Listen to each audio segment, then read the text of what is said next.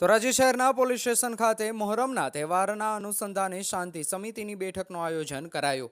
મોહરમના તહેવારને અનુલક્ષી police inspector રવિ ગૌતમ તથા ધોરાજી ઉપલેટાના ધારાસભ્ય મહેન્દ્રભાઈ પાડલિયાના અધ્યક્ષ સ્થાને ધોરાજી શહેરના હિન્દુ મુસ્લિમ આગેવાનો સાથે શાંતિ સમિતિ બેઠકનું આયોજન કરવામાં આવ્યું હતું, જેમાં મોહરમ તહેવાર શાંતિપૂર્વક ઉજવાય, અન્ય કોઈ પણ અનિચ્છનીય બનાવ ન બને તે માટે શાંતિ સમિતિની બેઠક યોજાઈ હતી, જેમાં પીઆઈ રવિ ગૌતમ તથા ધોરાજી ઉપલેટાના ધારાસભ્ય મહેન્દ્રભાઈ પાડલિયા દ્વારા માર્ગદર્શન આપવામાં આવ્યું હતું। સાથે ધોરાજી ઉપલેટાના ધારાસભ્ય મહેન્દ્રભાઈ પાડલિયા દ્વારા મોહરમને તહેવાર નિમિત્તે શાંતિ અને સલામતી સાથે ઉજવાય, ખાસ તો ગત વર્ષે જે શોર્ટ સર્કિટની દુર્ઘટના બની હતી, જેને ધ્યાનમાં રાખી ખાસ તકેદારી રાખવા સૂચનો અને માર્ગદર્શનો આપવામાં આવ્યા હતા।